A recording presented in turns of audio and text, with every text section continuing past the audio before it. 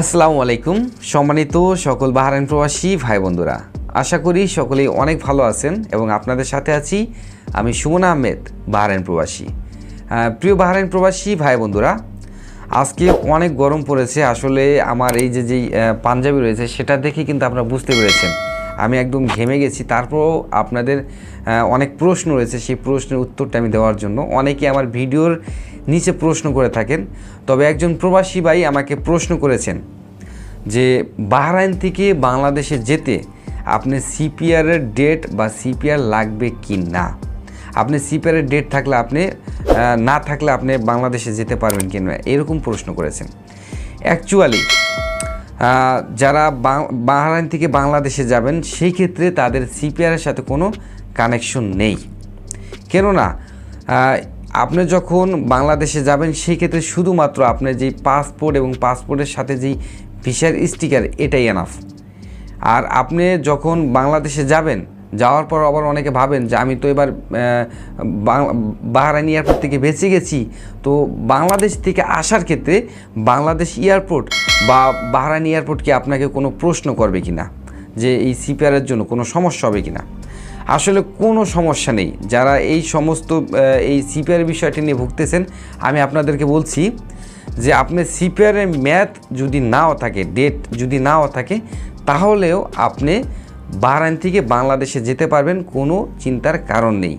তবে আগামীতে একটি নিয়ম করতে যাচ্ছে যে আপনার সিপিআরের মাধ্যমে শুধুমাত্র আপনার সব বায়োডাটা দেখিয়ে আপনি বাহরাইন থেকে বাংলাদেশে যেতে পারবেন। প্রত্যেকটা প্রবাসীর ক্ষেত্রেই এই নিয়মটা আগামীতে করতে যাচ্ছে।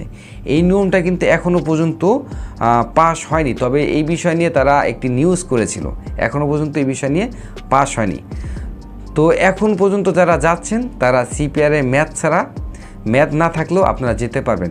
তবে আপনারা সবসময় চেষ্টা করবেন যে আপনি সিপিআরের মেয়াদ করে রাখার জন্য। কেননা আপনাকে যদি পুলিশ ধরে সেই ক্ষেত্রে কিন্তু আপনাকে জবাবদিহিতা করতে হবে। কেননা আমাকেও যখন পুলিশ ধরেছিল একবার, যখন আমি এয়ারপোর্টে একটা ভুলে আমার কিছু জিনিসপত্র রেখেছিলাম, তো সেই ক্ষেত্রে আমার সিপিআরের মেয়াদ ছিল না এবং তারা বলেছে যে আপনার সিপিআরের মেয়াদ নেই কেন। তো আমি বলেছিলাম যে আমার সিপিআরের মেয়াদ নিয়ে আমি বাংলাদেশে যখন গিয়েছি আমার 1 মাসের ভিসার মেয়াদ ছিল, সিপিআরের মেয়াদ ছিল, তো আমি তখন বানাইনি, এখন বানাবো। তো এটা বলে সেখান থেকে আমি চলে এসেছি এবং তারা আমাকে ছেড়ে দিয়েছে। তবে আপনারা বুঝতে পেরেছেন সিপিআরের মেয়াদ না থাকলেও কিন্তু এই দেশে একটা অবৈধ কাজ।